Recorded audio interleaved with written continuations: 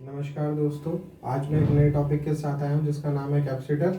इससे previous video में मैंने आपको इंडक्टर के बारे में पढ़ाया था, तो आज मैं आपको कैपेसिटर के बारे में पढ़ाता हूं। सबसे पहले कैपेसिटर का हमें सिंबल पता होना चाहिए। कैपेसिटर का सिंबल, इसमें दो पैरेलल प्लेट्स होती हैं और इसको C से डिनोट किया जाता है। इसकी यूनिट भी आप जानते होंगे, क्या होती है? फैराड। फैराड यूनिट होती है किसकी? कैपेसिटर की। अगर कैपेसिटर के अक्रॉस करंट फाइंड करना है तो इससे प्रीवियस वीडियो में मैंने आपको बताया था कि इंडक्टर में वोल्टेज क्या होती थी। इंडक्टर के अक्रॉस वोल्टेज होती थी V equals to L di/dt। ये इंडक्टर के अक्रॉस वोल्टेज हुआ करती थी। इसी के द्वारा हम करंट फाइंड कर पाएंगे कैपेसिटर का। कैसे? जहां वोल्टेज है वहां हम करंट कर दें, और जहां L है वहां C आ जाएगा, और जहां I है वहां पे क्या आएगा? I की जगह V आ जाएगा। तो मैं dV/dt लिख देता हूं। तो ये कैपेसिटर के अक्रॉस क्या हो गया? करंट फाइंड हो गया। इसी तरीके से अगर मैं क्रॉस मल्टीप्लिकेशन करता हूं,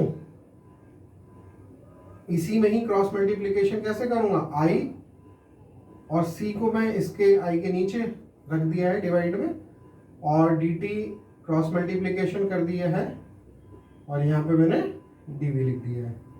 तो दोनों तरफ अगर इंटीग्रेशन करता हूं, इंटीग्रेशन से डिफरेंशिएशन कैंसिल हो जाएगा, तो v equals to 1/c constant है, बाहर ले लिया इंटीग्रेशन से, I dt। तो ये क्या है? कैपेसिटर के अक्रॉस वोल्टेज है। तो मैंने आपको अभी क्या बताया कि कैपेसिटर के अक्रॉस करंट क्या होगा, वो ये है, और कैपेसिटर के अक्रॉस वोल्टेज क्या होगी, वो ये है। तो आपको ये रिमेंबर रखने हैं दो पॉइंट्स, किस तरीके से मैंने फाइंड करे हैं। नेक्स्ट, अब हम ये जानेंगे कि कैपेसिटर किन किन चीज़ों पर डिपेंड करता है। जैसे कि चार्ज ऑन कैपेसिटर सभी जानते होंगे। चार्ज ऑन कैपेसिटर क्या होता है? Q इक्वल्स टू CV, और C इक्वल्स टू Q/V। आपको पता होगा Q क्या होता है? Q होता है चार्ज, और V क्या होता है? वोल्टेज। और इसकी यूनिट क्या बनेगी? चार्ज की यूनिट क्या होती है? कूलाम, और वोल्टेज की वोल्ट होती है। तो कूलाम पर वोल्ट आपकी क्या है? कूलाम पर वोल्ट आपकी कैपेसिटर की यूनिट है। इससे पहले फैराड भी आपने सुना है, अब आप ये भी सुने, नई इसकी यूनिट बन के आती है क्या? कूलाम पर वोल्ट। तो ये भी आपको याद रखनी, क्योंकि फैराड बहुत बार पूछी जाती है और सभी लोगों को पता भी चल गई है। तो आजकल एग्जाम में कैपेसिटर की जो यूनिट पूछी जाती है वो अधिकतर ये पूछी जाती है, कूलाम पर वोल्ट। तो आपको याद रखनी है एग्जाम पॉइंट ऑफ व्यू से। तो चार्ज पर वोल्ट पे भी डिपेंड करता है हमारा क्या? कैपेसिटर। और किन किन चीजों पे डिपेंड करता है capacitor? C equals to epsilon A/d। तो एप्सिलॉन एक्चुअल में क्या होता है, मैं यहाँ पे लिख देता हूं, वेयर एप्सिलॉन, इसको हम परमिटिविटी भी बोल देते हैं, और नेचर ऑफ डाइलेक्ट्रिक भी बोल देते हैं। नेचर ऑफ डाइलेक्ट्रिक, और डाइलेक्ट्रिक कांस्टेंट भी बोल सकते हैं, बहुत सारे नाम हैं। और ए को हम क्या बोल देंगे? हम प्लेट एरिया बोलते हैं, और डी को बोलते हैं हम क्या? Distance between the plate. तो डिस्टेंस बिटवीन प्लेट हो गई, डिस्टेंस बिटवीन प्लेट्स। तो आप देखेंगे, सबसे पहले मैं 1 बाय 1 करके आपको बताता हूं कि क्या किन किन चीजों पे डिपेंड करता है। तो सबसे पहले मैं बताना पसंद करूंगा कि परमिटिविटी क्या होती है, जो जिसे हम नेचर ऑफ डाइलेक्ट्रिक या डाइलेक्ट्रिक कांस्टेंट भी बोलते हैं। ये एक्चुअल में होती क्या है, समझे थोड़ा बात को, कि ये डाइलेक्ट्रिक, इसमें वर्ड छुपा हुआ है कि डाइलेक्ट्रिक होता क्या है। तो हमें जानना क्या है कि जब दो पैरेलल प्लेट्स होती हैं, कैपेसिटर की एक्चुअल में दो पैरेलल प्लेट होती है, इस तरीके से पैरेलल प्लेट्स होती है। जो इंसुलेटिंग मटेरियल इस बीच होता है, जो कि दो प्लेट्स को क्या करता है? सेपरेट रखता है। क्या रहता है इसके बीच? Insulating material. इंसुलेटिंग मटेरियल इन प्लेट्स को क्या है, इन दो प्लेट्स को आपस में सेपरेट रखने के लिए इंसुलेटिंग मटेरियल का इस्तेमाल होता है, उसी को ही हम नेचर ऑफ डाइलेक्ट्रिक बोलते हैं। तो हमें क्या है कि कैपेसिटर को अगर मैं चार्ज करना चाहूँगा तो कैसे मैं चार्ज करूँगा कैपेसिटर को, जब मैं इसे सप्लाई दूंगा, तो सप्लाई जब इसे दूंगा, एक को पॉजिटिव दूंगा तो दूसरे को क्या जाएगी, नेगेटिव जाएगी। तो इस तरीके से क्या है, कैपेसिटर चार्ज होना शुरू हो जाएगा, और चार्ज होगा तो एनर्जी स्टोर करेगा, एनर्जी स्टोर करना शुरू कर देगा, और अगर पूरी तरीके से चार्ज हो जाएगा तो इसके अक्रॉस एक पोटेंशियल डिफरेंस क्रिएट हो जाएगा। तो एक तरीके से यहाँ पे मैंने आपको पूरा ओवरऑल कैपेसिटर के बारे में भी बता दिया है कि कैपेसिटर एक्चुअल में वर्क कैसे करता है। नेक्स्ट प्लेट एरिया पे भी डिपेंड करता है। प्लेट एरिया को हम डायमेंशंस भी बोल सकते हैं, डायमेंशन। प्लेट एरिया एक्चुअल में इसकी डायमेंशंस होती हैं, तो उस पर भी ये डिपेंड करता है। आपको पता होगा इसकी एरिया की यूनिट भी क्या होती है, मीटर स्क्वायर होती है। अब ये तो डाइलेक्ट्रिक कांस्टेंट है परमिटिविटी, तो इसकी कोई यूनिट नहीं है, लेकिन इसमें जो आप देखेंगे जो d है वो डिस्टेंस बिटवीन प्लेट्स है। आप ध्यानपूर्वक देखें इस फॉर्मूले को कैपेसिटर के, कि कैपेसिटर इन्वर्सली प्रोपोर्शनल होता है डिस्टेंस बिटवीन प्लेट्स।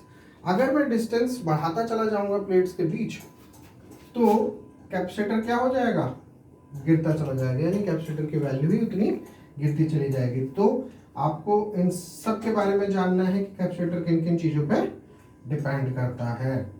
नेक्स्ट आपको इस परमिटिविटी के बारे में या नेचर ऑफ डाइलेक्ट्रिक या डाइलेक्ट्रिक कांस्टेंट के बारे में और भी चीज़ बताता हूँ जो एग्जाम पॉइंट ऑफ व्यू के हिसाब से बहुत ही इंपॉर्टेंट है। जैसे कि एप्सिला के बारे में बताता हूँ, जिसे मैं एप्सिला बोल रहा हूँ। इसको अगर मैं खुल के लिखूँ तो epsilon naught into epsilon r होता है। तो ये एप्सिला नॉट क्या होता है, where epsilon naught absolute permeability भी इसे बोल दिया जाता है। एब्सोल्यूट परमिटिविटी, सॉरी परमिबिलिटी निकल गया, परमिटिविटी, ध्यान रखना है कि परमिटिविटी, ठीक है। इसके बाद इसकी वैल्यू कांस्टेंट होती है फॉर फ्री स्पेस के लिए, फ्री स्पेस, और वैक्यूम के लिए इसकी वैल्यू कितनी होती है, ये इंपॉर्टेंट है, ये बच्चों को याद रखनी है क्योंकि एग्जाम में आएगी। 8.85 इंटू 10 की पावर -12, -12 को क्या बोलते हैं, पीको बोला जाता है। पीको इसकी यूनिट भी होती है फैराड पर मीटर, या पीको फैराड पर मीटर भी इसे बोल सकते हैं, क्योंकि 10 की पावर -12 क्या हो जाता है, पीको। तो आपको याद रखना है एब्सोल्यूट परमिटिविटी के बारे में कि इसकी वैल्यू फिक्स्ड है। और आगे आता है रिलेटिव परमिटिविटी। एप्सिलॉन आर क्या होता है, रिलेटिव परमिटिविटी। बस आपको इसके बारे में इतना जानना है कि ये जो एब्सोल्यूट परमिटिविटी है, रिलेटिव परमिटिविटी है, इन सब के बारे में अगर जानना है तो ये सारा का सारा इंसुलेटिंग मटेरियल का खेल है। ये जो परमिटिविटी है वो डिपेंड करती है किसके नेचर पे, इंसुलेटिंग मटेरियल के नेचर पे ये डिपेंड करती है कि फ्री स्पेस और वैक्यूम में इसका जो इंसुलेटिंग मटेरियल का नेचर है उस पे परमिटिविटी, एब्सोल्यूट और रिलेटिव परमिटिविटी डिपेंड करती है। तो आपको इस फॉर्मूले को भी बहुत अच्छी तरीके से याद रखना है। नेक्स्ट अब मैं आपको क्या बताता हूं कि ये एनर्जी स्टोर भी करता है। अब एनर्जी स्टोर क्या करता है, देखिए यहां पे capacitor store energy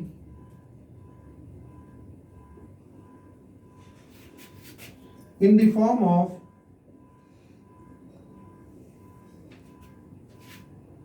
electric field. ये भी बहुत इंपॉर्टेंट पॉइंट है, आपको याद रखना है कि इलेक्ट्रिक फील्ड की फॉर्म में क्या करता है, एनर्जी को स्टोर करता है। और एनर्जी स्टोरेज कितना होता है इसका, EC। यहाँ पे C डिनोट कर रहे हैं कैपेसिटर के अक्रॉस एनर्जी कितनी होगी, हाफ CV स्क्वायर। आपको मैंने इससे प्रीवियस वीडियो में इंडक्टर के बारे में ही बताया था उसमें था हाफ LI², इधर क्या है हाफ CV²। तो ये एनर्जी स्टोर कितनी करता है, हाफ CV²। तो ये फॉर्मूला आपको याद रखना है। और आपको पता होगा ये एनर्जी स्टोर किसकी फॉर्म में करता है, इलेक्ट्रिक फील्ड की। लेकिन इंडक्टर किसकी फॉर्म में करता था एनर्जी स्टोरेज को, मैग्नेटिक फील्ड की। तो ये पॉइंट्स आपको याद रखने हैं, बहुत ही इंपॉर्टेंट है। नेक्स्ट आपको एक चीज और मैं बता दूं, डीसी एनालिसिस के बारे में भी मैं बताता हूं। डीसी एनालिसिस, अगर हम कैपेसिटर की डीसी एनालिसिस करते हैं, डीसी एनालिसिस अगर मैं करूं तो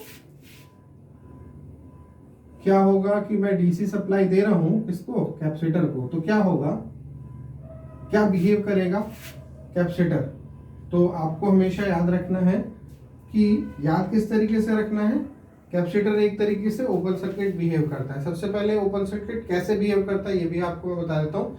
देखिए इसके कैपेसिटर के अक्रॉस सबसे पहले हमें करंट पता होना चाहिए, I=C/dV/dt होता है करंट, एज यूजुअल I=C/dV/dt होता है, जिस मैंने यहाँ पे आपको भी बताया था इससे पहले।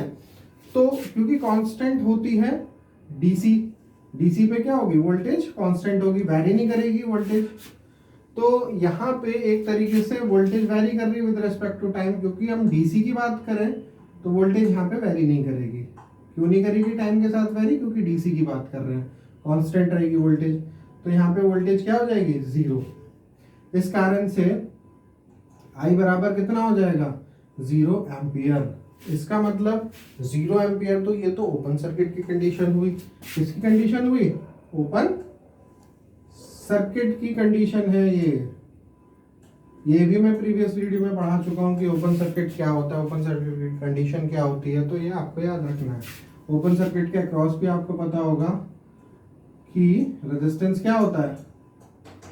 अगर करंट 0 होगी और वोल्टेज कुछ रही होगी तो कितना होगा, समथिंग बाय 0 इज इनफाइनाइट।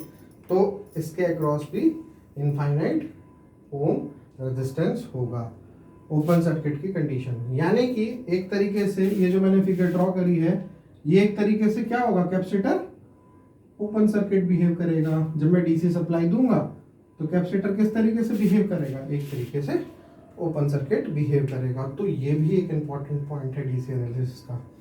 एक चीज मैं बताना भूल गया हूँ, जस्ट मैं आपको बता दूं कि कभी कभार एक क्वेश्चन पूछ लिया जाता है इसके रिगार्डिंग कि कैपेसिटर किन किन चीज़ों पर डिपेंड करता है। कभी कभार क्वेश्चन में ये तो पूछ लिया जाता है कि कैपेसिटर किन किन चीज़ों पर डिपेंड करता है।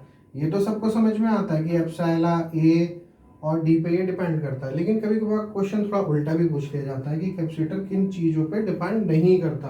तो एक ऑप्शन आप देखेंगे, 4 ऑप्शन में से एक ऑप्शन भी लिखा होगा, वो लिखा होगा कि capacitor does not depend upon the thickness of plate.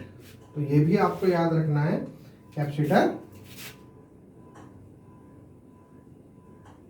Does not depend upon thickness of plate. Plate की थिकनेस पे डिपेंड नहीं करता।